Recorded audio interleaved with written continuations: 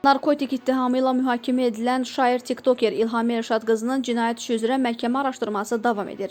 Bakı Ağır Cinayətlər Məhkəməsində keçirilən bugünkü iclasda ittiham tərəfinin son iki şahidinin biri İlhamənin saxlanılmasında iştirak edən polis əməkdaşı dindirilib.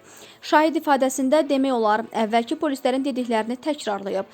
İlhamə isə bir daha ittihamla razılaşmadığını bildirib, həbsinin əsassız olduğunu iddia edib. Mən boyda şəxsiyyətin əlinə qandal vurublar. Cəmiyyətə mən lazımam. Azadlıqda da mən olmalıyam.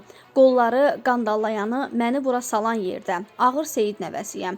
İlhamə daha sonra şahidin ifadəsinə bir bənd şeirlə münasibət bildirib. Bu məqamda prosesi sədrlik edən hakim Anar Sadıqov ona xəbərdarlıq edib.